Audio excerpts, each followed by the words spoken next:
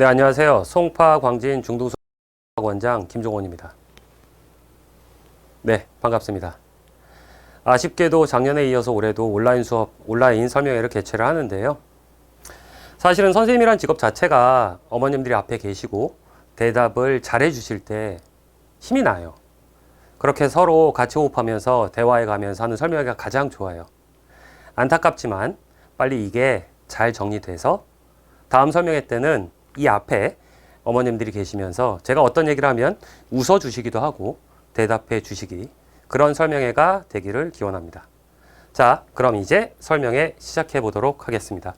잘 보이시죠, 화면? 자, 일단 설명회 구성이 어떻게 될지 먼저 말씀드릴게요. 제가 오늘 하고 싶은 얘기가 너무 많아요, 어머니. 그래서 오늘 빠지는 얘기 중에 하나는요, 자유학기제, 자유학년제죠, 이제. 자유학년제, 우리 아이들 학교 생활을 어떻게 합니까? 그런 거 등등은 다음 설명회, 2월 설명회 때 진행을 해 드릴게요.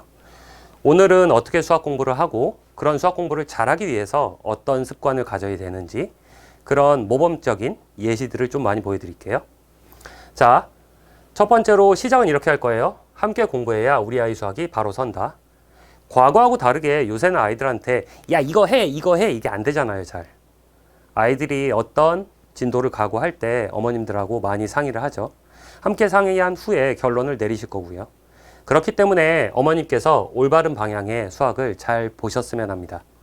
사실은 어떻게 보면 정신 강화 설명회라고 볼 수도 있겠어요. 자, 1부는요, 수학 구성을 알아야 미래가 보인다라는 겁니다. 근데 가장 첫 번째로 제가 잡은 건요, 이제 현 초육부터 2025년이죠. 고교 학점제가 시행된다고 해요. 그 부분에서 어떤 부분이 뭔지, 그런 부분에 많이 불안해 하시잖아요. 그 부분을 한번, 그 이슈가 무엇인지 한번 볼게요.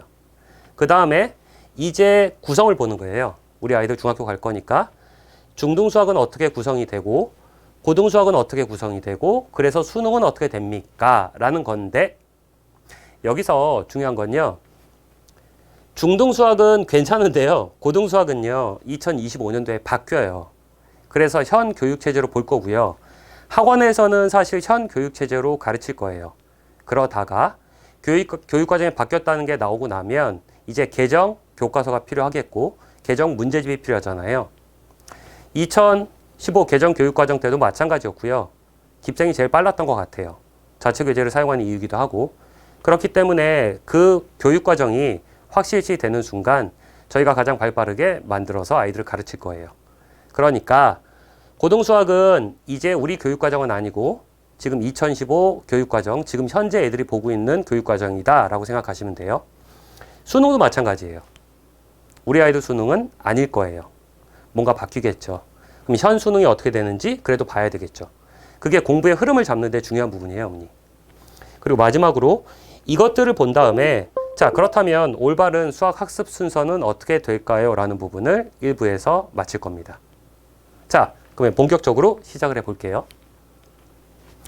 이슈죠. 고교학점제. 학생들이 진로에 따라 다양한 과목을 뭔가 선택하나 봐요. 이수하고 누적 학점? 요 점 이상이에요. 아시는 어머님들도 계실 텐데 원래 중고등학교 때는 단위라는 말을 써요. 단위. 근데 학점, 뭔가 대학처럼 뭔가 학점이 있나 봐요. 자, 누적 학점이 기준에 도달할 경우 졸업을 인정. 인정? 이건 또 뭔 말이야? 웬만하면 출석일수 채우면 졸업이 되는데 그건 아닌가 봐요. 그런 제도라는 겁니다. 2017 교육부에서 공시한 거예요. 이게 고교학점인데, 그렇다면 선택과 학점, 단위에서 학점은 뭐고 졸업을 인정은 뭘까라는 부분을 보면요. 자, 이겁니다.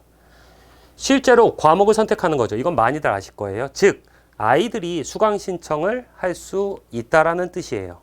맞습니다. 그리고요, 누적 학점이라는 건 현 교육체제에서는 204단위 이렇게 보거든요. 근데 우리 아이들 고등학교 가면요, 192학점, 학점제로 바뀐다는 거예요. 그리고 졸업을 인정한다는 건 이미 좀 이것도 내용 아시는 분들 계시죠. 절대평가 성취등급을 매겨서 미이수가 되는 애들을, 즉 성적이 너무 안 좋아서 떨어지는 애들, 그렇다고 졸업 안 시킬 수는 없죠. 미이수시 보충 프로그램을 통해서 아이들이 이수할 수 있게 만든다라는 게 바로 고교학점제입니다. 자, 이게 일단은 고교학점제의 뜻이에요. 근데 이제 이런 걸 생각하시죠? 고교학점제, 교육과정과 대입은 어떻게 준비해야 해요? 이거 막 요새 너무 이슈예요. 왜 이슈냐? 고교학점제, 대학들의 내신 평가 방식은 고교학점제, 시간표 구성이 중요합니다. 고교학점제, 수학, 행렬, 부등식 영역 막 부활, 고교학점제, 수능, 논서수령 출제, 수능에서 논서수령 출제 막 난리 났죠. 이게 사실 뭐냐면요, 뉴스의 헤드라인이에요. 근데 굉장히 이거 보면 뭔가 굉장히 걱정해야 될 것 같아요. 근데 그 내용을 잘 보면 이거예요. 무엇을 논의 중이다. 이 뜻은 아직 결정 안 났다라는 뜻이에요. 무엇을 제안했다. 제안했으니까 우리 한번 이제 생각해 볼까? 이런 뜻이고요. 무엇을 검토 중이다. 이 중에서 그나마 해당 사항 가능한 안이 있어서 검토를 하고 있다는 뜻이에요. 그러니까 무슨 말이냐? 저런 뉴스들의 본질을 보면요, 아직 결정난 사항은 아무것도 없다는 거예요, 어머니. 결정난 건 있죠. 고교학점제는 할 것이다. 그러면 실제로 진짜 팩트는 뭐냐고요? 실제 팩트를 체크해보면 이거예요. 일단 기본적으로 교육과정이요, 21년에 총론이 나올 거예요. 원래는 21년 하반기에 나온다고 했는데 아직 안 나왔어요, 어머니. 그리고 22년에 개정 교육과정을 고시하게 돼 있어요. 저건 중요하죠. 이제 우리 아이들이 25년에 고등학교 가게 되면 어떤 식으로 각 과목들을 배우게 될지를 고시, 즉 알려주는 거예요. 그 다음에 24년에 초등 시작한다고요. 그리고 25년에 이제 우리 아이들이 고등학교 갈 때 적용을 시작한다는 거죠. 대입은요, 제가 말씀드릴 대입이 우리 아이들 건 아닐 거라고 했잖아요. 왜냐?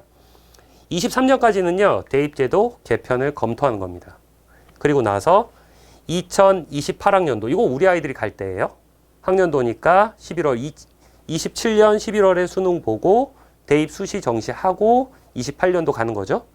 그때 대입 방안 발표를 24년에 상반기에 하겠다고 얘기했어요. 감이 오세요? 결정된 건 아무것도 없다고요, 어머니. 그러니까 걱정하지 않으셔도 돼요. 결정된 건 이거예요. 개정 교육과정 22년에 고시될 거고, 현 초육은 전면 적용이다. 언제? 25년에. 만약에 정말 궁금한 게 있으면요, 제가 여기다 출처 달아놨거든요. 이거 고교 학점제 홈페이지에 어머니. 여기 들어가면 굉장히 카드 뉴스부터 해서 다양하게 나와 있어요. 거기에 나와 있는 것들이 인터넷 기사화 되는 거고요. 그쪽을 계속 보고 계셔도 된다는 겁니다. 결정된 거 없으니까 지금 너무 이게 우리 아이들 공부하는데 뭔가 엄청나게 있는 거 아니에요, 아직. 너무 걱정하지 마세요. 여기까지 이해되셨나요? 자, 그러면 이슈는 한번 체크해 봤고요. 자, 그럼 이제 진짜 한번 가보죠. 우리 아이들이 중학교 가면은 요건 맞아요. 현재 중학교 교육체제. 자, 중학교 수학도 고등학교 수학 못지않게 만만치 않게 어려워요, 어머니. 왜냐면은 실제 이제 중학교 1학년, 2학년, 3학년 제가 큰 대단원들을 다 실어놨는데 이미 조금 공부해본 어머님들 아시잖아요, 아이들과. 되게 싫어하죠.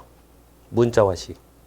대단원 이름이 문자화식이고요. 저 안에 1차 방정식이 있어요. 그리고 활용이 있죠. 엄청 싫어하죠. 계산을 정말 싫어하는 애들은요, 자연수, 정수와 유리수부터 싫어했다고요. 그렇다면 실제로 우리 아이들이 이 전체 중등 과정 속에서 어려워하는 것들, 제가 빨간색 별표로 한번 해볼게요. 자, 실제 가르치면서 선생님들이 느끼는 우리 아이들이 어려워하는 부분이에요. 이렇게 많다고요. 그렇기 때문에 중등 수학도 고등 수학 못지않게 굉장히 반복적인 연습이 많이 필요한 이유입니다. 자, 그러면은 실제로 그래도 이 정도는 아셔야 돼요. 아시는 어머님들도 계실 수 있는데 이 정도는 좀 분석을 해볼게요. 중학교 수학은요, 기본적으로 1학기 파트들을 먼저 볼게요. 상이라고 하는 게 1학기 파트예요, 어머니. 전체 책은요, 상하로 구별되지 않아요. 그냥 중3 수학, 중2 수학, 중1 수학 이렇게 구별이 됩니다. 자, 편의적으로 1학기, 2학기를 나누기 때문에 상하라고 구별이 되어 있는 거고요. 모든 수학의 첫 번째 1학기 파트들은요, 제목에서 보다시피 전부 다 계산 위주로 들어가요. 우리는 수학에서 이걸 대수 파트라고 얘기합니다. 수에 관련된 파트를 공부하는 거예요. 근데 그 첫 단원도 보면요, 일단 기본적으로 중1 상에서 자연수라는 파트 보이시나요? 수 체계를 다시 한번 확장시키는 거예요. 초등학교 때 없었던 정수라는 체계 등등도 다 확장이 여기서 시작되는 거예요. 중2 때도 마찬가지예요. 유리수와 순환소수 중에서 규칙성을 갖고 있는 무한소수 중에서 순환소수를 보는 게 여기입니다. 바로 중3 때 제곱근과 실수라는 부분을 배우면서 처음으로 여기서 무리수의 개념을 배우게 되는 거죠. 이렇게 다 사실상 잘 만들어진 커리큘럼이에요. 책이. 이해되셨나요? 그리고 2학기 파트로 가면요. 중1, 중2, 중3의 2학기 파트들은 제목에 보면 다 감이 오시나요? 네, 맞습니다. 도형 파트예요. 그러니까 기본적으로 대한민국의 중학교 수학은요. 1학기는 대수 파트, 2학기는 도형 파트로 구성이 됩니다. 자, 다시 한번요. 뭐라고요? 1학기는 대수 파트, 2학기는 기하 파트로 도형으로 구성이 된다라는 거죠. 그리고 잘 봐두세요, 어머니. 진짜 가만히 보면요. 우리 아이들이 굉장히 어려워하는 단원들이에요. 나머지도 어려울 수 있어요, 어머니. 하지만 차분히 반복하고 복습하면서 잘할 수 있게 만들어야 되겠죠. 자, 중등수학의 구성 요 정도로 보고요. 뒤에 가서 또 말씀을 드릴 거예요. 그러면 고등수학은 구성이 어떻게 되느냐? 지금 현재 고1 수학이에요. 2015 교육과정이고요. 우리 아이들 땐 바뀌어야 하겠죠. 하지만 책이 바뀌기 전에 이제 학원에 입학을 해서 수업을 듣다 보면 레벨별로 고1 수학을 하는 경우도 있으니까 설명을 드릴게요. 고1 수학의 대단원은요. 이렇게 구성이 돼요. 다항식, 방정식과 부등식, 도형의 방정식. 그리고 집합과 명제, 함수와 그래프, 경우의 수가 있는데 왜 넘버링이 1, 2, 3? 1, 2, 3이에요, 선생님. 얘도 마찬가지예요. 전체 고1 수학 책은요. 책이 좀 두껍고요. 좀 두껍다는 뜻은 통칭 명칭은 수학이라고 나와요. 그리고 이것도 편의상 나누면 고등수학 상과 고등수학 하로 구성을 하게 됩니다. 그리고 일반 시중 문제집 같은 경우는요. 다항식부터 방정식과 부등식까지가 고등수학 상일 수도 있고요. 아니면 다항식부터 확대가 됐어요. 이게 전자칠판이라 신기하시죠? 확대 기능을 좀 이따 쓰겠습니다. 자, 도형의 방정식까지가 상파트일 수 있어요. 그러니까 책마다 이만큼이 상이냐? 넘어갔네요. 네. 잠시만요. 이게 터치해도 넘어가나 봐요, 언니. 이게 최첨단 기계라서요. 제가 기계랑 많이 친하지 않습니다. 자, 근데 요 정도가 상일 수도 있고 이 정도가 상일 수도 있다. 깊은 생각에서 얘기하는 고등수학 상은요. 도형의 방정식까지예요. 그 이유가 왜 그러냐면 전체적으로 따졌을 때 시중 문제집 중에서 쌤 같은 문제집 있잖아요, 어머니. 그 쌤 같은 문제집 보면은 전체 고등수학 상이 다항식서부터 도형의 방정식까지 끊어져 있고요. 집합과 명제부터 경우의 수까지 끊어져 있어요. 쌤 같은 문제들이. 근데 또 다른 책은 아닌 것들도 있어요. 근데 깁생에서는 다항식부터 도형의 방정식까지를 고등수학 상이라고 칭하겠다. 그리고 고등수학 하는 집합과 명제, 함수와 그래프, 경우의 수로 이렇게 볼 거예요. 고등수학 상은요. 일단 기본적으로 빨간색 박스는 애들이 굉장히 어려워하는 파트예요. 요 도형의 방정식 많이 어려워해요. 진짜 어려워해요. 학교 내신 시험 봐도 애들 소위 죽어요, 어머니. 잘못하면. 그리고 함수와 그래프. 함수는 원래 싫어하는데 선생님. 함수자들 하면 원래 싫어하는데요. 그럴 수도 있는데 이 함수는요. 중학교에서 배우는 함수하고 확장 버전의 함수라서 많이 어려워해요. 굉장히 생소할 거예요. 그 다음에 이 노란색은 뭐냐? 중요해요. 어렵긴 한데 중요해요. 그러니까 얘가 제일 중요한가요? 아니요. 어려움에 사실은 상대적인 거라서 그 부분을 정확히 뭐가 더 어렵습니다. 도형 파트가 강한 애들은요. 도형의 방정식을 좋아하는 경우도 있어요.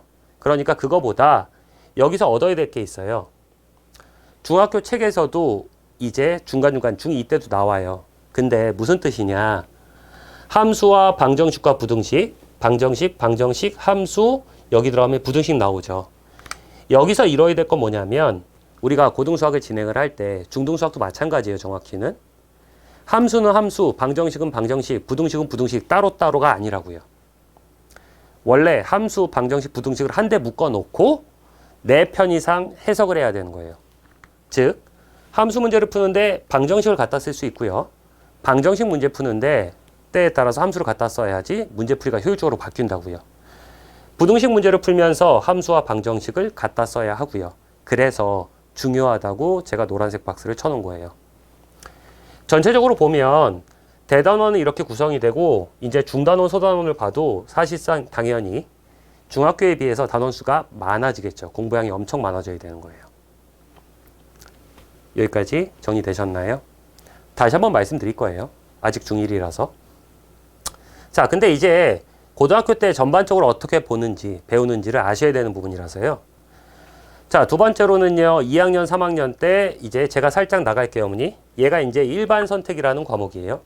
일반 선택이라는 과목은 뭐냐면 우리 아이들이 고등학교 가면은 현재 우리 아이들 때는 또 바뀔 수 있어요. 벌써 융합 선택이라는 단어도 나왔기 때문에 그건 제가 미리 말씀드리지 않는 이유는요. 확정이 나면 말씀드릴게요. 저도 어머님들을 혼란스럽게 만들 수는 없잖아요. 자, 지금 현재는 이래요. 현재 고등학교에서 일반 선택에는 수학원, 수학2가 있고요. 그러면 요 수학원, 수학2는 뭐냐? 일반적으로 고등학교 2학년 과목이라고 보시면 돼요. 근데 일반적으로 학교마다 수학을 나가는 패턴도 조금씩은 달라요, 어머니. 그래서 어떤 학교는요. 수학1하고 확통을 고2 때 나가는 경우도 있어요. 그리고 심지어 약간 좀 너무 빡센 학교는요. 수학1, 수학2, 확통 나가는 경우도 있어요. 선생님 그거 왜 그래요? 학교마다 나가는 패턴은 살짝 달라요. 수업 시수도 약간 다르고요. 그렇기 때문에 일반적인 건 수학1, 수학2는 고2 때 배운다 라는 부분입니다.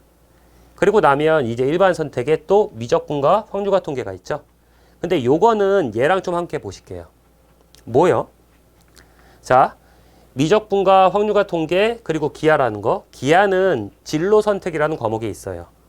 그러니까 이건 또 고3 때 듣거나 아니면 땡겨 들을 수도 있어요. 그건 학교마다 달라요. 근데 일반적으로는 수학1, 수학2 한 다음에 미적 듣고 뭐 확통 듣고 기하 듣고 뭐 이렇게 되는 거예요, 어머니. 근데 미적 듣고 기하 듣고 이렇게도 갈 수 있어요. 그러면 선생님 계열이 다르잖아요. 일반 선택과 진로 선택이요. 다르죠.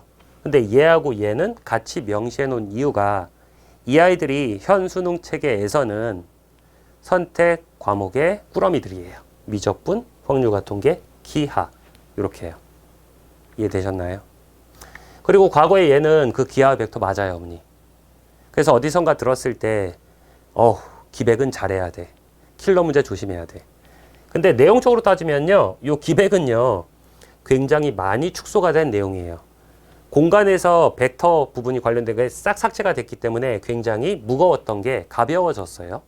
그러니까 예를 들어서 뭐 시중 문제집 중에서 미적분이 한 1300문제 정도 되면요. 확통이 한 600문제 정도 돼요. 근데 기하가 한 700문제 정도 돼요. 그러니까 문제수가 더블이 나는 거예요, 어머니. 이해되셨나요? 그러니까 얘 굉장히 가벼워진 애다. 가벼워진 애다. 이렇게 아직까지는 이해해 주셔도 돼요. 막 지금 제가 여기서 대입을 할 건 아니라서요. 자, 이렇게 이제 고등학교까지 현재는 이렇게 배우고 있어요. 다시 한번 강조를 드리지만 바뀔 거예요, 어머니. 현재는 이렇게 배우고 있다 정도로 아시면 될 것 같아요. 자, 그럼 현 수능 체계는요. 노란색 박스에 있는 게 상대평가고요. 상대평가라는 건 나머지들은 절대평가예요, 어머니. 그럼 우리 입장에서는 얘 중요하죠. 근데 제가 수학선생이라 수학만 말씀을 드릴게요. 일단 또 하나의 이슈가 있죠. 이미 계속 그 전에 발표가 난 거니까 문이과 구분 폐지가 됐죠. 그게 무슨 뜻이냐. 현 수능에서는요. 공통 과목이 있어요. 공통 과목이 뭐냐? 수학1, 수학2예요. 얘가 아까 고2 때 배운다는 걔예요, 선생님? 네, 얘예요. 일반적으로 고2 때 배운다는 것. 그러면 문이과 구분 없이 지금 현재는 수학1, 수학2에서 22문항 74점으로 나와요. 그리고 나서 아까 요거 보여드린 이유예요. 계열은 달라요. 근데 이제 수학계에서 아니 어떻게 수능에서 수학시험을 보는데 대수 파트가 있으면 기하 파트가 있는 건데 기하를 어떻게 빼냐. 그래서 넣자. 원래는 뺐어요. 한 세대는요. 기하가 선택 과목이 없던 세대가 있어요, 어머니. 이제 기억을 지우셔도 되지만 네. 그래서 기하가 들어간 거고요. 지금 그래서 선택 과목은요. 확률과 통계, 미적분, 기하 중 택이 1이에요. 그래서 8문항 26점 나와요. 이해되셨나요? 그러니까 사실 문이과 구분 없이 요때까지 공통으로 시험을 보고 즉 내신도 공통이고요. 헐, 그렇구나. 그래서 수학이 더 중요해. 우리의 문과 가려고 했는데 그게 사라지는 바람에 수학 내신이 더 빡세졌어. 이런 얘기가 나오는 거예요. 어머니. 그리고 나서 선택 과목은 이렇게 본다. 그러면 실제로 잠깐 볼게요. 탐구 과목도요. 문이과 구분이 폐지된 거예요. 일반 계열 같은 경우는 사회, 과학, 계열 구분 없이 택 2예요. 사회는 9과목이 있고요. 과학은 1, 2과목 다 해서 8과목이 있어요. 저 중에서 너 하고 싶은 대로 2과목 선택해서 봐. 이게 원래 교육부의 목적이었어요. 이해되셨나요? 그러면 문이과 구분이 폐지된다는 요 놈들만 보면요. 국어도 그렇고요. 근데 국어는 진짜 모르겠어요, 어머니. 저 국어색이 아니라서. 근데 얘를 보면 실제로 문이과 구분이 폐지된 걸까요? 자, 집중하시라고요. 그러면 중상위권 대학에서 선택 과목을 지정하면 어떻게 될까요? 무슨 뜻이냐? 이 뜻이에요. 자, 지금 막 서울대 이슈가 많아요, 어머니. 막 23학년도 데이터 벌써 발표했고요. 그래서 막 가장 먼저 빨리 발표했어요. 한참 전에. 그래서 막 정시에서 지균 생겼다 막 이런 얘기 나오고요. 정시에서 교과 평가한다. 내신이 들어가는 거야 막 이런 얘기 있죠. 근데 교과 평가라는 게 무조건 내신이라고만 단정 지을 수는 없어요. 많은 걸 평가하기 때문에. 근데 그건 중1이라서 이제 예비 중1이라서 이제 중1이 될 거라서 그건 빼고요. 이것만 보자고요. 자, 그렇다고 하면 교육부에서 얘기했던 건 문이과 구분 없이 폐지한 거죠. 그런데 자, 모집 단위 보세요. 인문대, 사회과학대, 경영대, 사범대 뭐 이런 거죠. 그러면 얘는 뭐냐면요. 수능에서 응시 영역 기준이에요. 국어, 수학, 영어, 한국사, 탐구, 제2외국어, 한문은 반드시 응시해. 그리고 나서 수학은요. 확률과 통계, 미적분, 기하 중에 택 1이에요. 이러면 진짜 지가 선택을 하게 되죠. 그런데 자연과학대나 공과대나 사범대나 치대 이런 애들 보면요. 국어, 수학, 영어, 한국사, 탐구 반드시 응시해. 단 요번에 나온 거예요. 과학에서 택 2예요. 수학에서는 미적분, 기하 중에 택 1이에요. 원래 확통은 문과 애들이 수능에서도 응시했던 거예요. 근데 자연계열이나 이공대 애들은요. 미적분이나 기하 중 택 1하라는 거죠. 그러니까 수능에서만큼은 문이과 구분을 얘네가 짓고 있는 거예요. 그리고 탐구는 더 저렇게 된다는 거죠. 이건 무슨 뜻이냐면 이번에 발표한 건데 자, 예를 들어서 물리 1이랑 화학 1을 애가 선택을 했어요. 그러면은 제로 베이스에서 시작을 한다는 거고요. 1하고 2가 서로 다른 분야여야 돼요. 예를 들어서 화학 1 듣고 물리 2 들었어요. 그럼 3점 준다고요. 근데 전부 다 물 2, 화 2 들었어요. 그러면 5점 준다고요. 이렇게 과탐 부분을 잡고 있는 거예요. 그러니까 사실상 보면 문이과 구분 폐지라고는 볼 수 없죠. 이해되셨나요? 하지만 학교에서 애들이 배우고 선택하고 하는 건 지금 현재 학교에서 선택 과목도 지정할 수 있어요. 그렇기 때문에 그건 고등학교 어디 갈지와 그 고등학교에서 무엇을 하고 있는지를 보셔야 된다는 거예요. 자, 여기까지 한번 대입을 정리해 봤습니다. 그렇다면 이제 진짜 수학은 어떻게 공부해야 될까요? 제가 아까 말씀을 드렸죠. 방정식과 부등식은 우리 아이들이 고등수학을 하는데 굉장히 중요해요. 함수, 방정식, 부등식을 왔다 갔다 하면서 풀어야 돼. 근데 사실 이게 중학교 때도 나와요, 어머니. 중학교 2학년 1차 함수에 가면요. 연립방정식과 1차 함수 사이의 관계를 얘기하거든요. 1차 함수의 교점은 연립방정식의 해이다. 이게 바로 단순하지만 방정식과 함수 사이를 왔다 갔다 할 수 있어 라는 뜻을 내포하고 있는 거예요. 그리고 좀 더 깊게 공부하면 2차 함수와 2차 방정식, 이제 2차 함수 파트에서 2차 방정식에 대한 근해 공식이나 근과 계수관계 등등을 많이 쓰게 되죠. 자, 다시 돌아와서요. 그렇다고 하면 저것들을 배우고 나서 이제 이 선행을 하려고 우리는 목적을 세우고 있는 거예요. 그러면 얘 중요하다고 했죠, 제가. 방정식, 도형의 방정식 어렵고 함수 그래프 어렵다고 했어요. 그러면 우리가 공부했던 걸 가만히 보세요.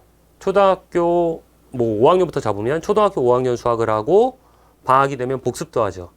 굉장히 참 좋은 학습 방법을 선택하고 계셨어요. 그리고 나서 초6 거라고요. 그 다음에 중1 거라고 중2 거하고 중3 거 하죠. 근데 중학교에 들어와서 조금 지나다 보면요. 많이 불안해 하시면서 빨리 가려고 하세요. 그러면 그 전에 정말로 무엇이 중요하느냐. 얘 아까 어렵다고 했잖아요. 도형의 방정식. 얘를 한번 살펴볼게요. 도형의 방정식을 잘하려고 하면요. 지금 중학교 수학에서 이 정도를 잘해야 돼요. 왜냐하면 도형의 방정식 안에 이렇게 구성이 되어 있어요. 도형의 방정식의 첫 단원은 점과 좌표고요. 두 번째 직선의 방정식, 세 번째 원의 방정식, 네 번째 도형의 이동으로 구성이 됩니다. 실제로 아이들이 이제 폭탄을 막 맞기 시작하는 게 이 원의 방정식이에요. 자, 도형의 방정식의 핵심은 중학교 때는요, 대부분 도형 문제는 그림이 다 있습니다. 근데 여기에 나오는 애들은요, 문제만 있고 그림이 없어요. 사실상 도형 문제를 풀 때 중학교 때 문제를 주는 이유는 도형이란 놈은 위치 관계에 따라서 그림을 잘못 그리면 잘못된 해석이기 때문에 잘못된 답이 나와요. 그래서 중학교 때는 대부분 그림을 주고요. 이때는 이제 필요하면 네가 그려서 풀어 이렇게 되는 거죠. 그러면 막 원글이라고 하면 난리 나요. 막 어머니 막 이렇게 원글이고 막 야 뭔가 선 좀 거봐 그러면 에이씨 이렇게 긋고 막 난리 나요. 많이 어려워해요. 많이. 그리고 얘를 잘하려고 하면 사실상 여기에 있는 도형 문제들이 굉장히 많이 알고 있어야 돼요. 자, 연관성이 굉장히 깊다라는 거예요. 근데 오늘 이거는 보여드리지 않을 거예요. 정말로 궁금하시면요. 제가 예비중위 설명회 또 할 거거든요. 그때는 문제와 함께 더불어 보여드릴 거니까 그때 다시 한번 들으셔도 돼요. 오늘은 하고 싶은 얘기가 너무 많아서 제가 자유학년제 얘기도 오늘 안 한다고 했잖아요, 어머니. 겨울방학 동안까지 해서 우리 아이들한테 정말 필요한 게 뭔지만 설명을 드릴 거예요. 자, 그러면은 이렇게 이제 공부를 해요, 우리 아이들이. 그렇다고 하면 이제 우린 이런 생각을 한다고요, 항상. 아, 중등과 고등 사이를 보면 일단 차분히 중등 수학을 다 공부하고 고등 수학으로 가서 해야지 잘 될 거야 라는 경우가 있고요. 야, 어차피 이거 하면 이거 한꺼번에 다 되는 거 아니야? 라는 거죠. 많이 들어보셨잖아요. 고등 수학이 내신과도 연결이 깊고 고1은 또 더더욱 이제 내신이 중요해진 상황이고요. 그렇기 때문에 빨리 고등과정 선행을 해야 돼. 야, 씨, 빨리 가 이렇게 되는 경우. 이거 알아서 될 거야. 근데 대한민국 교육과정은요, 그렇게 바보들이 만든 게 아니에요, 어머니. 굉장한 전문가 집단들이 만들어낸 교육과정이에요. 사실 이건 아니에요. 그리고 실제로 학습을 따지면요, 중등 심화를 완성한 후에 고등으로 가야지 탄탄하게 제대로 갈 수 있어요. 왜냐고요? 자, 예를 들어 볼게요. 아까 제가 이 도형의 방정식이 많이 어렵다고 했어요. 자, 그런데 이제 원래 우리가 순서대로 본다고 하면 중1 수학을 중1 하를 보는 거예요, 어머니. 중1 하를 보면 중1 하를 학습을 해요. 그리고 나서 중2 하로 가죠. 근데 이제 이것도 한번 살짝 짚어드릴게요. 만약에 우리 아이가 나중에 기하를 공부한다고 하면 여기서 입체 도형을 굉장히 잘해야 돼요, 어머니. 잘 알고 있어야 돼요. 그래도 공간에 대한 얘기가 아예 안 나오는 게 아니기 때문에. 그리고 나서 피타고라스의 정리를 굉장히 잘해야 돼요. 근데 이 피타고라스 정리는 약간 바보가 됐어요. 이건 교육과정이 잘못 변했다고 저는 봐요, 개인적으로. 원래 피타고라스 정리가 여기 있었거든요. 근데 얘가 일로 내려오면서 완전히 바보가 돼요. 이유는요. 피타고라스 정리를 하면 우리는 수없이 많은 무리수들을 써야 돼요. 근데 무리수라는 걸 3학년 1학기 때 배우거든요. 얘가 3학년 2학기고. 그러니까 무리수에 관련된 모든 것들이 다 빠져나가야 돼요. 심지어 우리 아이들은요, 제대로 배우지 않으면 정삼각형의 높이도 못 구해요. 그걸 피타고라스의 정리로 설명하는 거고, 입체도형, 정사면체 부피 구하기 위해서 높이가 얼마인지 몰라요, 어머니. 그래서 깁생은 요때 피타고라스 정리가 유리수로만 구성이 돼야 돼서 바보가 됐고, 평면도형도 제대로 못하고 입체도형도 제대로 못해서 3학년 1학기 제곱근과 실수할 때 막 다 껴넣었어요. 왜냐면 제대로 안 한 상태에서 고등학교를 보내면 그냥 나오거든요. 시중문제집엔 당연히 없죠, 어머니. 그러니까 깁생은 이런 것도 챙기고 있다. 자, 그러면 1학년 걸 잘하고 2학년 거로 가요.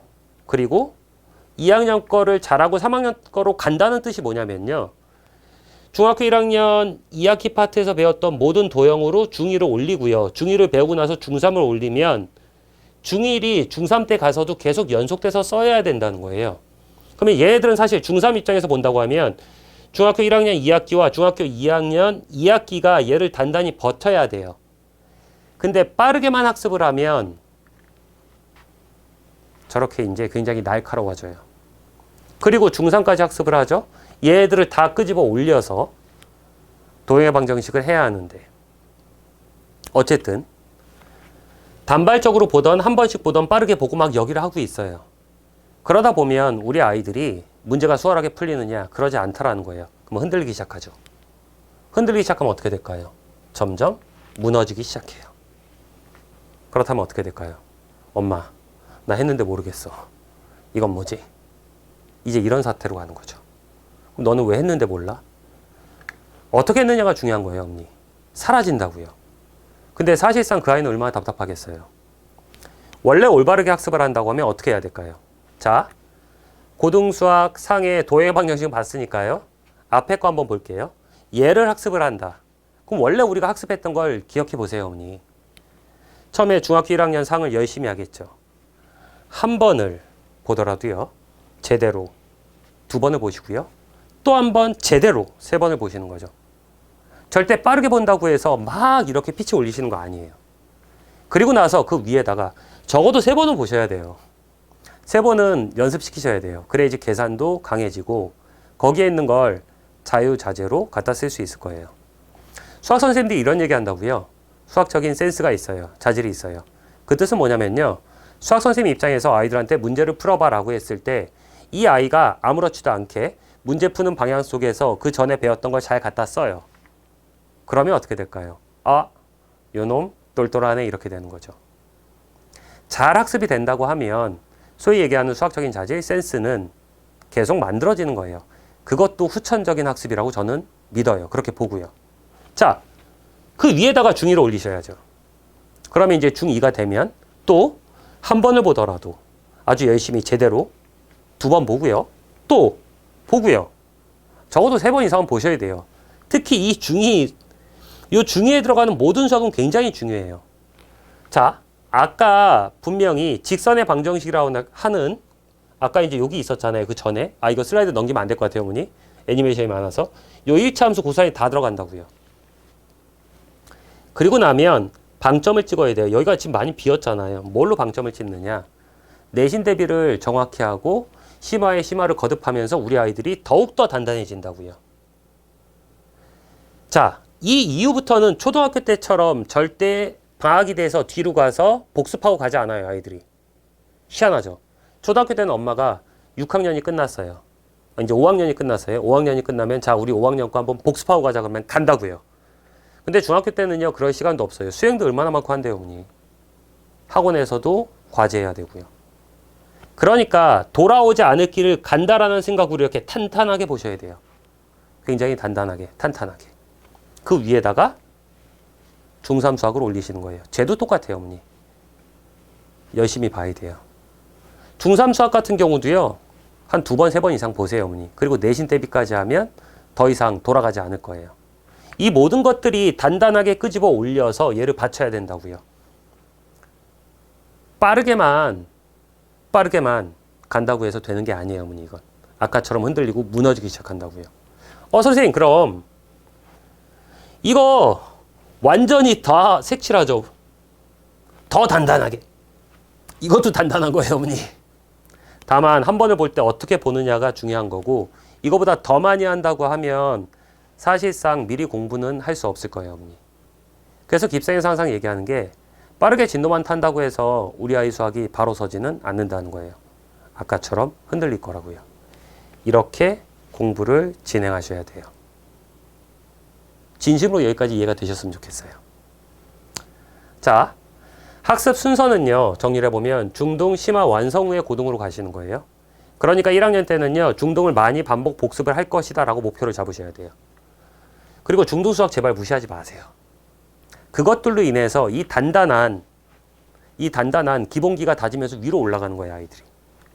자, 1상부터 3화까지 적어도 2번 이상은 반복을 하시고요. 근데 이거 안 돼요, 어머니? 반복을 했어요. 지금 이제 초6인데, 선생님, 저희 아이는 이제 고등수학 진행을 해야 되고요. 수원 진행해야 되고요. 그러면 이상은 언제 봤습니까, 어머니? 한 4학년 때 봤을걸요? 그때 한 3번 돌렸어요. 까먹죠, 어머니. 다시 한번 보시는 게 좋아요.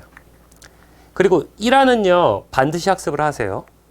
1상 같은 경우는 대부분 학원에서 초등학교 때 원래는 계산을 많이 하고 올라와야 돼요, 어머니. 근데 지금 코로나고 지금 줌수업하고 많이 했죠. 그렇기 때문에 애들이 계산이 많이 약해요. 그래서 대부분 학원 1상은 꼭 한 번씩은 터치를 해요. 계산이 안 되기 때문에. 근데 그에 비해서 1화는 안 하시는 경우가 있어요. 그리고 실제로 앞에서 이제 초등학원에서 진도를 나갔을 때도 1화를 많이 무시하는 경우가 있어요. 근데 1화는 그런 과목이 아니에요. 전체 도형 중에서 덩치를 따지자고 하면 1화가 덩치가 제일 커요, 어머니. 2화나 3화보다. 훨씬 덩치가 크다고요. 그리고 전체 도형에 평면서부터 입체 원까지 다 보는 단원 1화밖에 없어요, 어머니. 중등수학에서. 반드시 학습을 해 주셔야 돼요. 그리고 1상, 2상, 3상의 반복과 심화 완성이 고1 수학의 초반 성패를 완전히 갈라요, 어머니.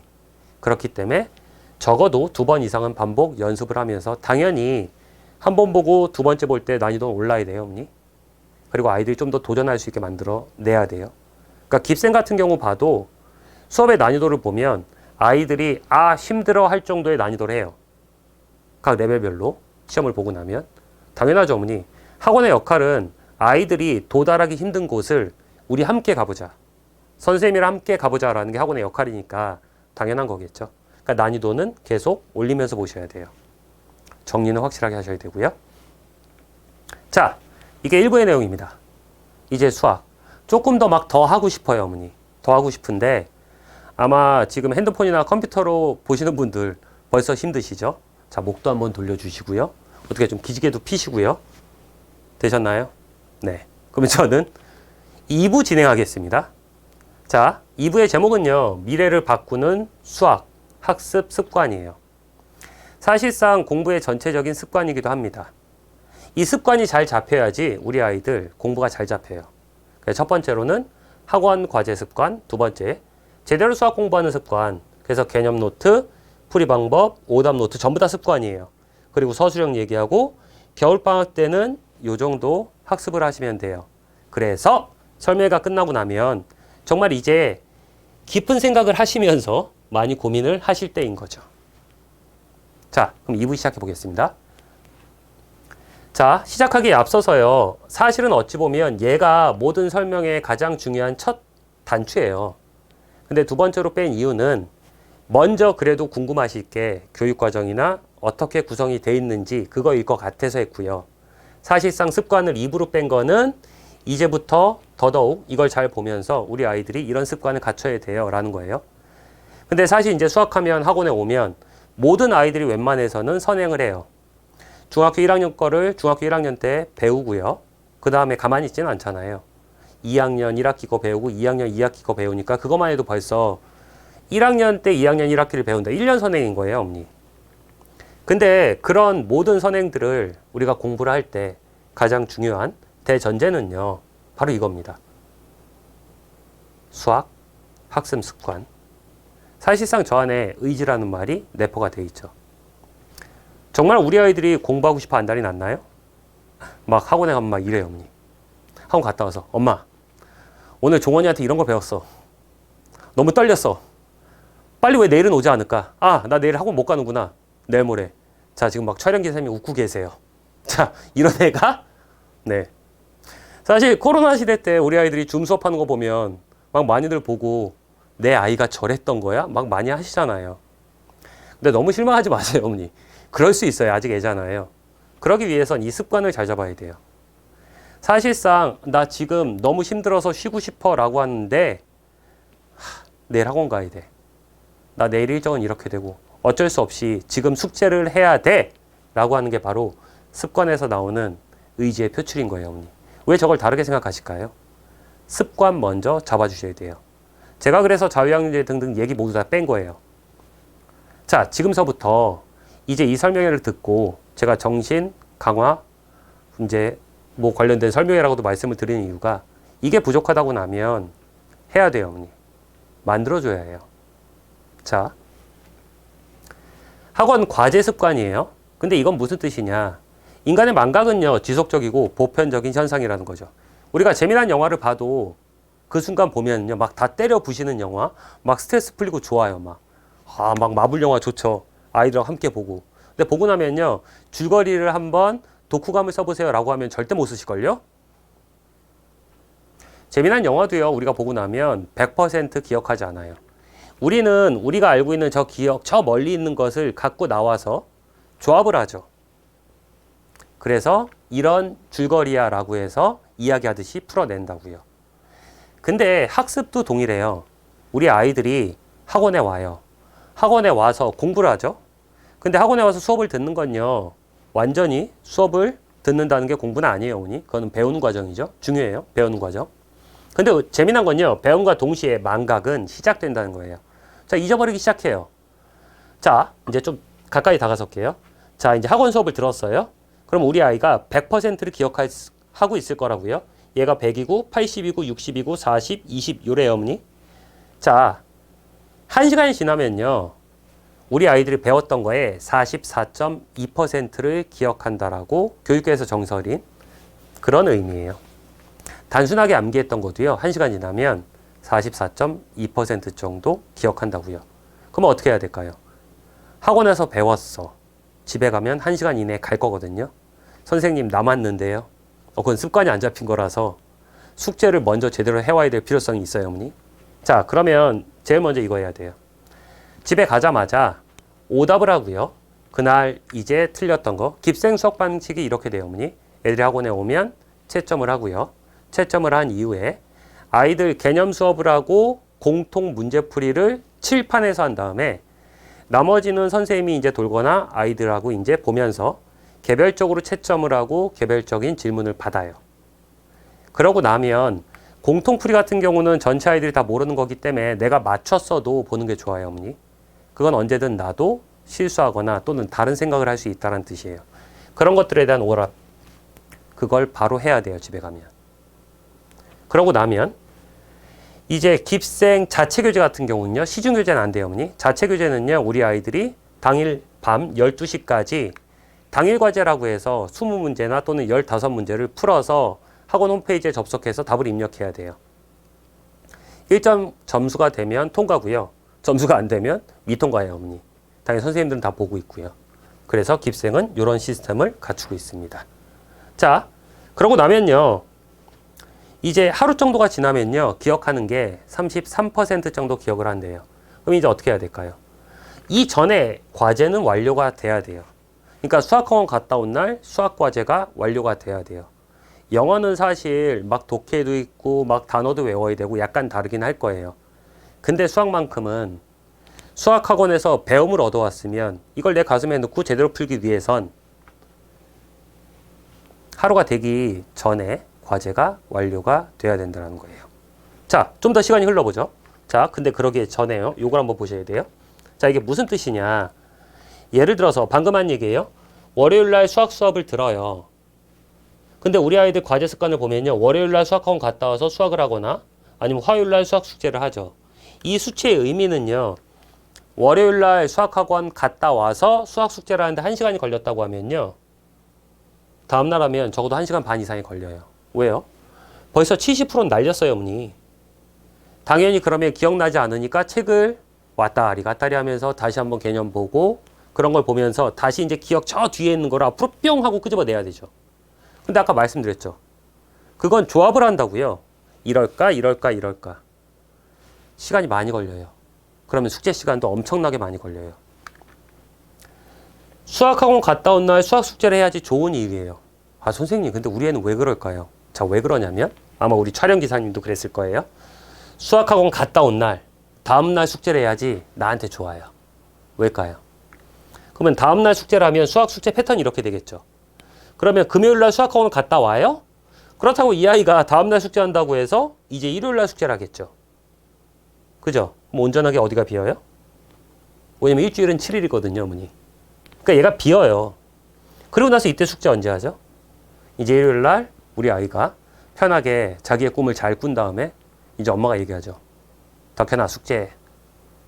자, 그랬을 때 알았어가 나와서 그때 앉았고 막 이렇게 숙제를 해요? 그러면 어머니 2시간이 뭐예요? 기억 잘 안 나요, 어머니. 이건 아이들이 이렇게 숙제를 해야지. 토요일부터 연장되는 시간을 보면요, 토요일부터 일요일에 오전부터 저녁 식사 전까지 마음대로 써요. 그걸 바꿔주셔야 돼요. 그러면 이렇게 숙제를 해도요, 실제로 우리 아이들은요, 토요일하고 일요일날 쉴 수 있는 시간은 더 생겨요, 어머니. 비슷해요, 어머니. 다만 이제 이렇게 이상적으로 숙제를 하면 일요일날 복습이라는 걸 이제 한 주의 시작을 이때 시작할 수 있어요. 저녁 먹고 나서. 저녁 먹고 나서 자, 덕현아. 이제 한 주가 시작됐어. 우리가 일주일 동안 배웠던 거를 공부하면서 차분한 마음으로 공부하고 우리 11시 전에는 자야지 내일 학교 가지 이렇게 돼야 되는 거죠. 학습은 이렇게 하셔야 돼요. 어머니. 반드시 이 습관은 바꾸지 않으면요. 절대 계획적으로 시간 못 써요. 어머니.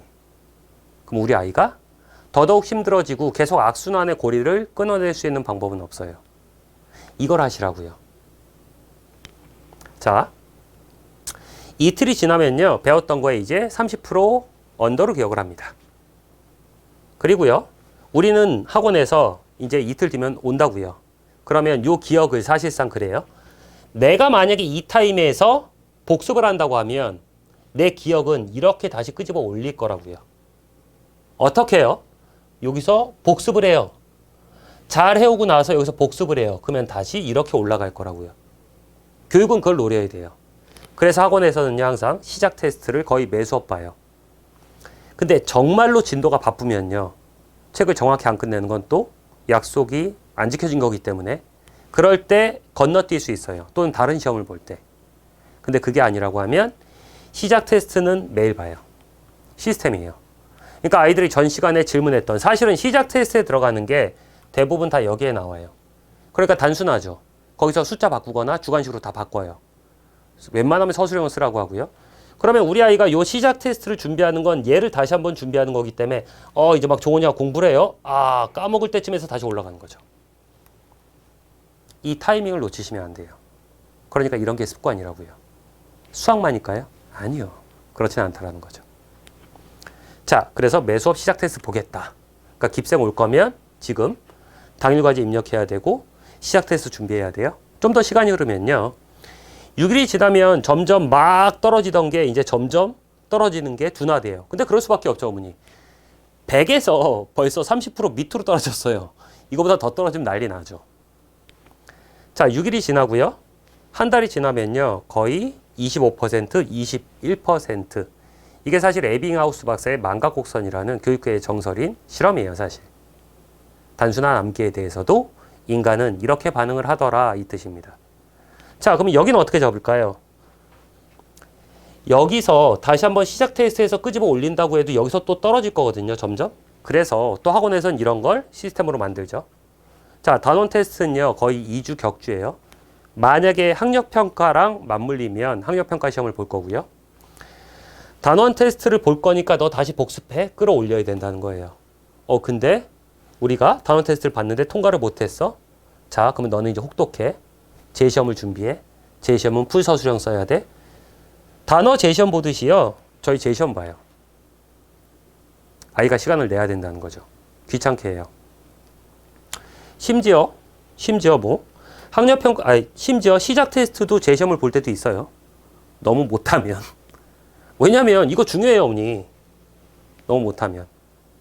자, 그리고 나서 학력평가는요. 1개월에서 2개월 사이에서 시험을 봐요. 학력평가를 보는 건 항상 모든 평가의 의미는 반반이에요, 어머니. 시험을 보고 50% 정도는 자, 이제 네가 어떻게 완성이 됐는지 평가해보자라는 거고 나머지 50%는요. 시험이라는 도구의 최고 장점이에요. 나 시험 볼 거니까 너 공부해. 그러면 다시 한번 기억을 끄집어 올리겠죠. 이게 바로 습관이라는 거예요. 정리되셨나요? 자, 수학학원 갔다 왔어. 숙제 바로 한다. 숙제 바로 하는데 오답 먼저 한다. 그리고 나서 그날 배웠던 거 당일 과제 입력도 해야 된다. 그날 최대한 숙제는 소화한다. 하루가 다 지나기 전에 숙제는 다 해내는 게 좋다. 그리고 나서 학원에 오면 전 시간에 배웠던 거 시작 테스트 보고 단원 테스트 같은 경우도 미통과되면 이제 레벨 다운 대상자에 선정이 되면서 재시험 봐서 통과를 해야 돼요. 이게 이제 일반적인 깊은 생각의 수업 방식입니다. 자, 두 번째는요. 이런 습관들이 잘 잡히면 우리 아이가 이렇게 될 거예요. 뭐 디테일하게 안 보셔도 돼요, 어머니. 자, 일단 글씨가 좀 알아볼 수 있게 돼 있죠. 네. 글씨는 연습하는 게 좋아요. 네. 근데 이제 볼게요. 이건 뭐냐면요. 이 학생은요. 월, 화, 수, 목, 금, 토, 일을 다 써놨어요. 그리고 나서 3시, 4시, 5시, 6시, 7시, 8시, 9시, 10시, 11시 같아요. 근데 제가 이걸 찍어온 이유가 있어요. 굉장히 습관이 잘 잡혀 있어요. 그리고 나서 지가 이제 느낌상 보면 그래요. 월요일에 아직 구몬을 하는 것 같아요. 중1인 것 같아요. 아니면 중2. 그 다음 단어 반. 그리고 나서 5시에서 6시 운동 시간이 있어요. 그리고 나서 월요일은 괜찮네요. 근데 월요일 날 이제 이 뒤로 수학이라고 적혀 있어요. 이 뜻은 월요일 날 수학학원 가나 봐요. 그리고 화요일 날 구몬하고 단어 반을 봐요. 뒤에가 싹 비었네요. 그리고 10시에 그래머 30이라고 써 있어요. 이거 뭐야? 30분인데요? 이게 뭔데? 저 그래머 숙제하는데 대략 30분 정도 걸려요. 야, 너는 어른인 내가 봐도 존경스럽다. 50분, 1시간, 1시간 10분 다 적혀 있어요. 이게 뭔데? 제 일주일에 일단 영수만 제가 해야 될 거예요. 그리고 구몬이야. 그 나머지 시간엔 뭔데? 나머지 시간에 짜투리 시간이 있는 거는 딴 걸로 써요. 그래? 나도 이렇게 안 하는데. 이거 보면서 어머니 어떤 생각 드세요? 그래서 그냥 있는 그대로 애 거 그냥 그대로 찍어왔어요, 제가. 그랬더니 얘가 그 다음 페이지 이게 있는 거예요. 야, 이건 뭐야? 일주일이요. 9월 25일 날 구몬 1시, L이 45분에서 50분, B 뭐야? 하여튼 1시간 10분. 이건 뭔데? 실제 걸린 시간이요. 그러고 나서 이런 얘기를 하더라고요. 과제하는데 시간 예측을 해야지 어느 정도 시간이 걸릴 줄 아니까요. 어른인 제가 봐도 존경스럽죠. 사실은 1레벨 애들 수업 들어오면 제가 제일 먼저 아이들한테 정신교육 시키는 게 이 플래너 작성이에요, 언니. 실제로 이렇게 자기가 일주일 돌아가는 게 애들은 다 알아요. 수학 가고 영어 가고 학원 다 다니잖아요, 어머니. 학원 시간 정해져 있고 언제 과제하는지 다 안다고요. 이런 것들이 습관으로 잡히면요, 좋아요. 그리고 예측이 가능해야 돼요. 학원에 수업하는 건 배움이라 그랬잖아요. 어찌 보면 쫓기는 아이들은요, 항상 배움만 얻어간다고요. 절대 자기 공부는 할 수 없어요. 내가 내 공부를 하기 위해선 이런 시간들 속에서 이제 내가 복습을 해야지 내 공부가 되는 거죠. 이런 습관을 하셔야 된다고요. 그래서 1레벨 애들은요, 이제 오늘 제가 조사를 해봤더니, 어제 조사해봤더니 애들이 그러더라고요. 한 지금 초반에 플래너 쓰게 만들어서 지금 한 40% 살아남아 있어요, 어머니. 40%. 굉장히 잘 써요. 이런 습관을 가질 수 있게 해야지 효율적인 공부가 된다고요, 어머니. 다음은 어떤 습관일까요? 실제로 이제 우리가 수학 공부를 하고 나면 사회나 뭐 영어, 이제 뭐 문법 같은 경우 애들이 노트 정리 잘 하더라고요. 근데 희한하게 수학은 노트 정리 안 해요. 근데 수학에서 개념 노트를 정리하는 건 굉장히 중요해요. 왜냐하면 제가 계속 강조하잖아요. 수업은 배움의 과정이라고요.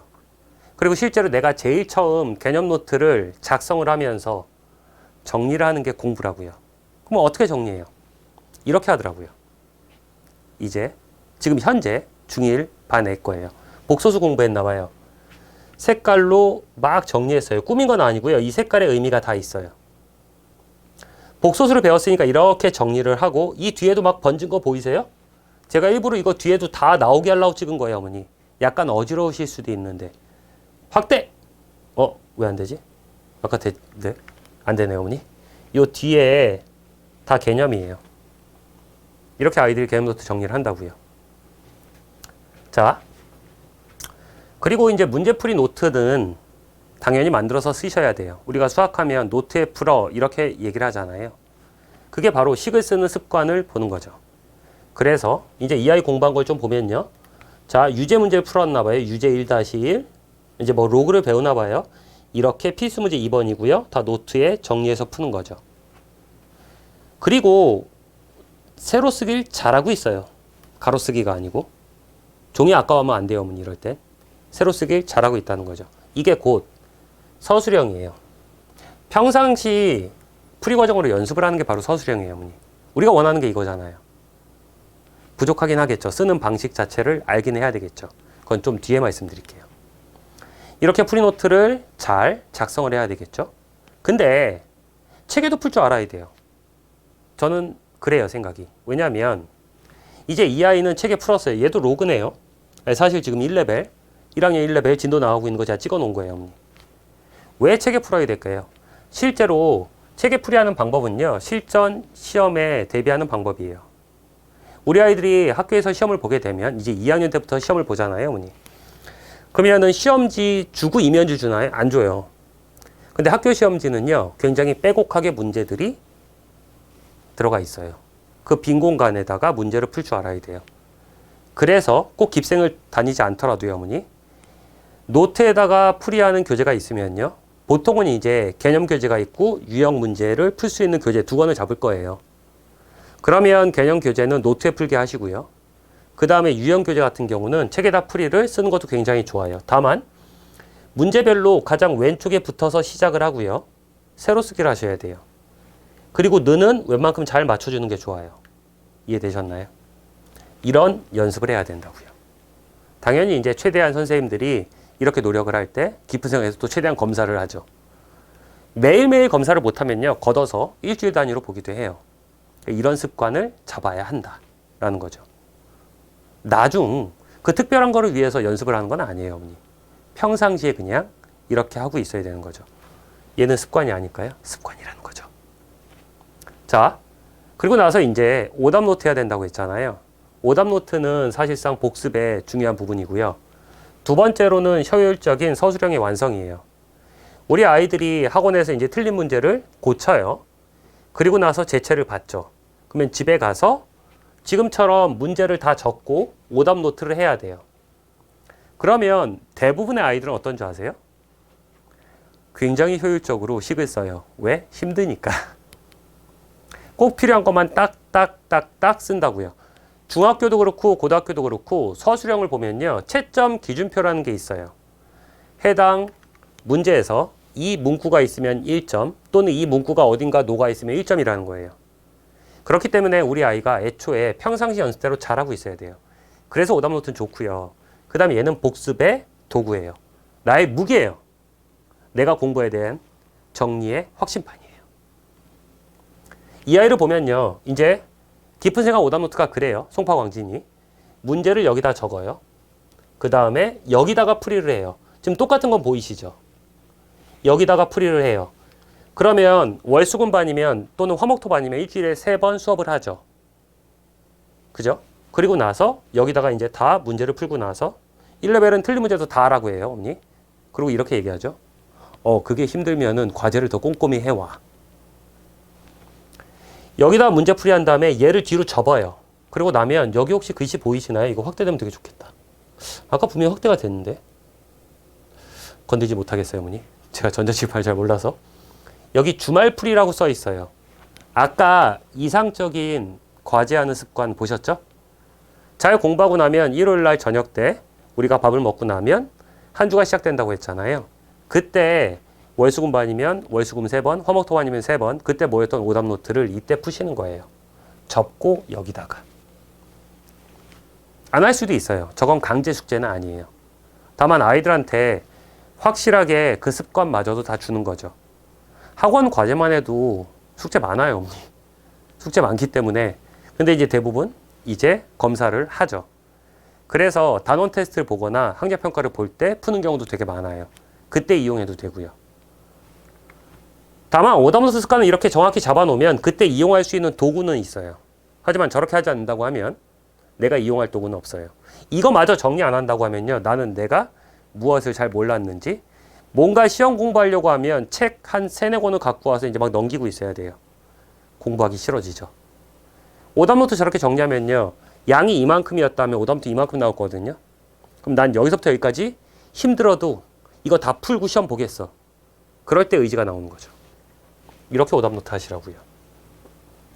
그래야지 또 굉장히 효율적인 서술형도 자연스럽게 완성이 될 거예요.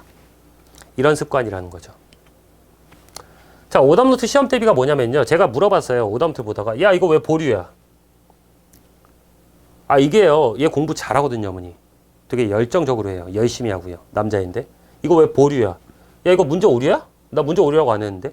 그게 아니고요, 요 문제가 되게 쉬운 문제인데 제가 자꾸 계산이 자꾸 틀리고 자꾸 풀 때마다 오답이 나요. 그래서 풀고 나서 지워버리고요, 나중에 내신 볼 때, 이제 학원에서 시험 볼 때 반드시 보려고 보류라고 써놓은 거예요. 아, 나 저렇게까지 가르치진 않았는데 저렇게 활용을 하더라고요. 얼마나 이뻐요. 근데 이 아이도 학원에 처음 오고 나서 습관이 제가 원하던 대로 완벽히 잡혀 있지는 않았어요. 제가 잡는 거, 뭐 제가 잡을 수도 있지만 어머님이 이제 아시니까 어머님의 이쁘고 사랑스러운 그 아이들, 이런 습관을 가질 수 있게 해보세요, 어머니. 글씨요? 알아볼 수 있으면 돼요, 어머니. 명필쓰라는 건 아니에요.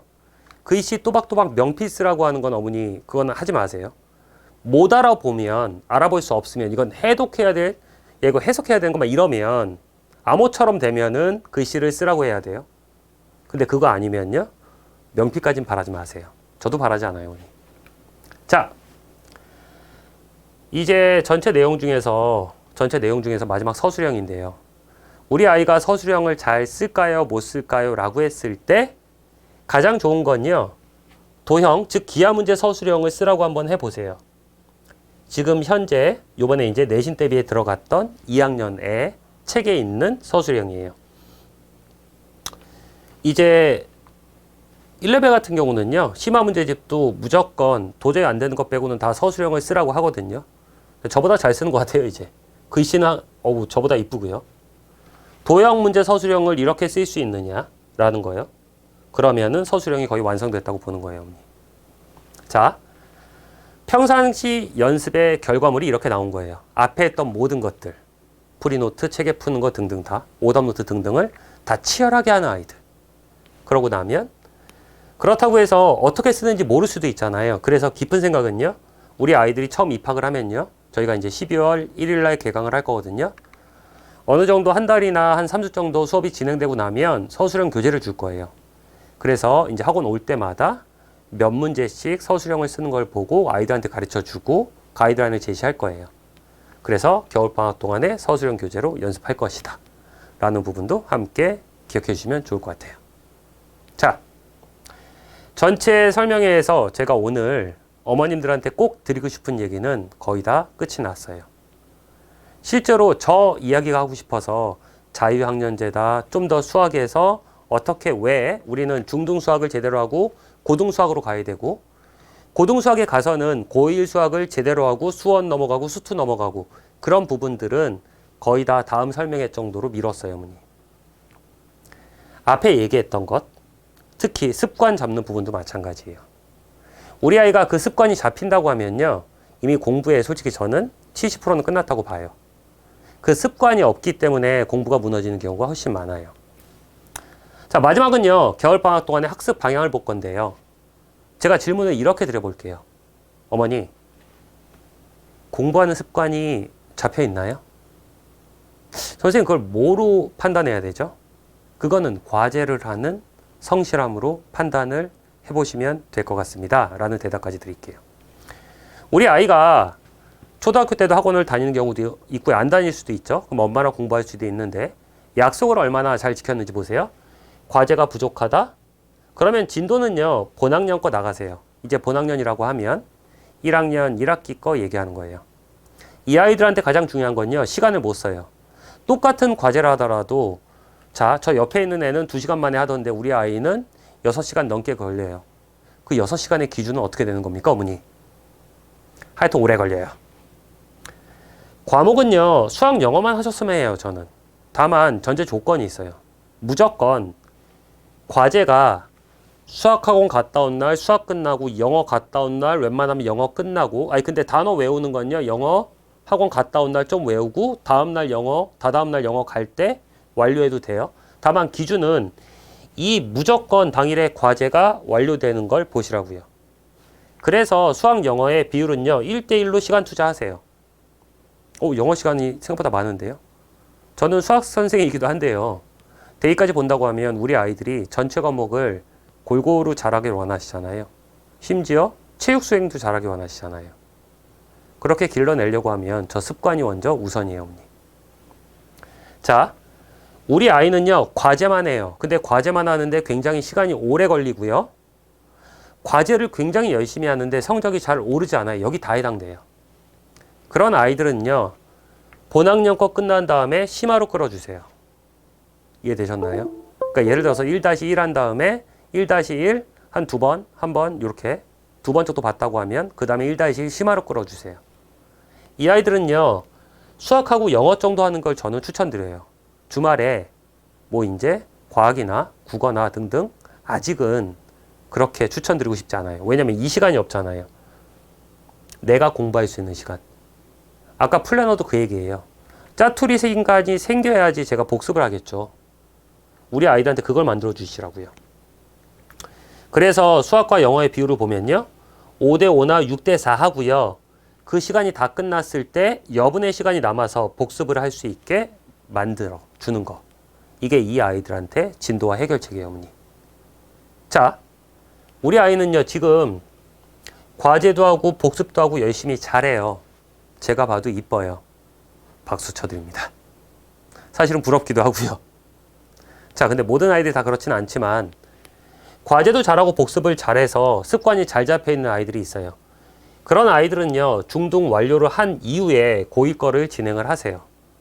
이제 더 이상 내신 때 아니면 나는 중등 쪽을 돌아보지 않을 거야 라는 심산으로 오셔야 되는 거예요. 그게 중1 때 아니면 안 봐져요, 어머니. 그 다음에 수학 영어 하시고요. 국어나 과학이나 학원을 안 다니더라도 문제집 사서 풀 수 있잖아요, 어머니. 절대 수학만 하지 마세요. 이미 습관 잘 잡혀있고 한데 수학 진도를 빨리 빼야 될 선생님. 제가 그래서 1부 때 설명을 드렸잖아요, 어머니. 그렇게 수학 공부하는 거 아니라고요. 전체적으로 다 잘하길 원하신다고 하면요. 다른 과목도 계속 공부하고 있는 것 또한 습관이에요, 어머니. 이게 자연스럽게 아이 몸에 익어야 돼요. 그래서 비율은요. 수학이 4 정도고 영어가 4 정도면 나머지 2 정도는 다른 과목 공부하는데 투자시키세요, 어머니. 예를 들어 우리 아이가 과학은 학원 안 다녀요. 집에서 혼자 공부해요. 학교에서 배우고 나면 항상 정리하고요. 아, 좋아요, 어머니. 그렇다고 하면 시중 문제집 한두 권 정도 단원에 맞게 함께 푸는 거를 하세요, 어머니. 그게 정확히 습관에 잡힐 수 있게 만들어주시는 게 좋아요. 또는 어쨌든 수학은 해야 돼요, 어머니. 갈 길이 멀어요. 그러면 5대3대2 정도로 보시면 됩니다. 자, 마지막 당부의 얘기는요. 지금서부터 따져보면 우리 아이들이 코로나이기도 하고 졸업반이기 때문에 학교에서 별로 하는 거 없을 거예요, 어머니. 그래서 많이 해이해져 있을 수도 있고요.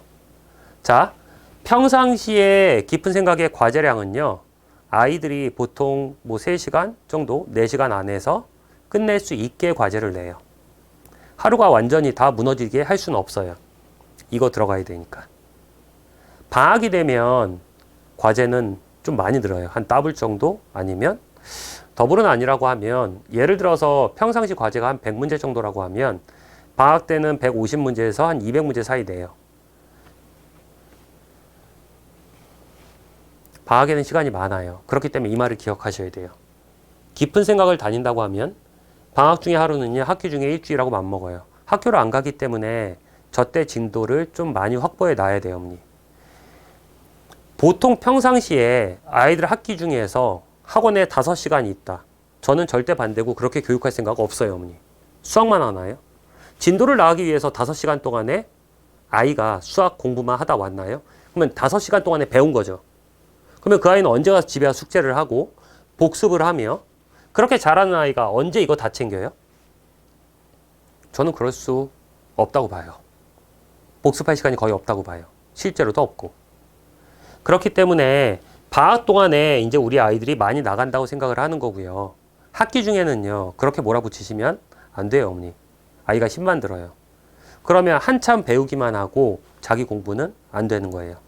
다만 방학에는 깁생도 많이 나갈 거니까 절대 방학 때 한 번 과제라도 놓치지 않는 게 중요해요. 그러면 보강을 한다고 해도 아이가 많이 힘들어해요. 다음 과제가 쌓이잖아요, 어머니. 그 부분을 주의해 주시고요. 실천 가능한 계획과 목표를 세우세요. 아, 이제 방학이니까 학기 중에 많이 안 나갔었어. 안 나갔을 수도 있잖아요, 어머니. 자, 엄마가 시간표 짰어. 자, 종원아. 9시에 일단 영어 특강이야. 야, 요새 주물 안 되더라. 그리고 영어 특강을 듣고, 국어 특강을 듣고, 과학 특강을 듣고, 수학을 듣고, 이러면 실제로 방학이라고 해도 과제 양은 다 늘 거예요. 근데 과제 양이 느는 속에서 학교를 안 가니까 이 시간을 뽑아야 되는데 복습할 시간을 절대 뽑지 못해요, 어머니. 뽑지 못하니 매일 데일리로 일어나야 되는 일이 습관화 되지 않는다는 거예요. 그래서 실천 가능한 계획과 목표를 세우세요. 중1 때는 너무 특강 많이 넣지 마세요. 많아야 하나, 한두 개 정도. 그것도 숙제예요, 어머니. 그걸 기억해 주셨으면 좋겠습니다. 자, 이제 제가 준비한 설명의 내용은 다 끝이 났고요. 마지막으로 요거는 이제 살짝만 집어 드릴 거예요. 설명의 내용은 아니고 현재 깊은 생각 1레벨부터 5레벨까지 커리큘럼이에요. 자, 1레벨 같은 경우는요. 입학을 하게 되면 12월부터 2월까지 처음에 2화 나갈 거예요. 이제 아까 말씀을 다 못 드렸는데 2학년 2학기 도형이 사실상 제일 어렵고 제일 중요해요. 졌어요. 왜냐면 3학년 때 있던 피타고라스가 내려오는 바람에 그렇거든요. 그래서 저는 2화부터 할 거예요. 그 다음에 3상 응용 실력을 보고 3화를 본 다음에 1상 심화는 실제로 이제 1레벨 정도 들어온 애들이면은 많이 연습이 된 애들이라서 길게 안 봐요, 어머니. 길어야 3주 안 걸릴 거예요. 그리고 3상 심화를 갔다가 이제 고등 수학을 시작할 거예요. 그러면 선생님 3상이 약한데 응용 실력에 3상 심화로 가서 고등상의 응용 실력으로 가면 힘들지 않을까요? 습관이 잘 잡혀 있는 상태에서 우리 아이가 학원에서 주어지는 양을 하라는 대로 다 잘한다고 하면 기본으로 안 가고 여기로 가요. 이걸 매년 하고 있어요. 아이들 열심히 잘하고 있고요. 그렇게 해서 1학년 이제 내년 한 12월 초가 되면은 수원 기본까지 완성이 돼요. 2레벨도 2상 시작하고 3상 기본 응용 보고 다시 한번 2상을 복습한 다음에 거의 3월에서 6월 전일 거예요. 일단 중등 과정을 거의 다 빨리 계속 빨리 그게 아니고요. 한번 보더라도 제대로 본 다음에 끝을 낸 다음에 고등상을 가고 고등하를 가요. 더 이상 이제 뒤돌아보지 않을 생각으로 가요. 그리고 나머지 레벨을 보면 이제 5레벨 같은 경우는 실제로 이제 습관이 거의 없는 애들이에요. 공부 아직까지는 뭐 행복하게 공부 많이 안 해본 애들. 그런 애들은 1상부터 차근히 계속 반복시키고 연습시키면서 진행을 해요.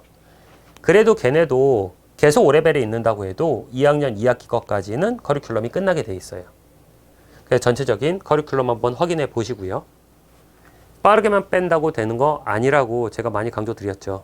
오늘 설명회가 끝나고 나도 바로 그랬어. 아까 종원이가 그렇게 얘기했어. 이러시다가 뒤돌아서면 근데 진도를 어떻게 빼지? 그러실 수도 있어요. 근데 오늘 설명회 그러면은 나중에 업로드 다 올라가거든요. 어머니 유튜브에. 다시 한번 보면서 마음을 다잡으세요. 교육은 백년대계라는 말을 되게 많이 쓰잖아요.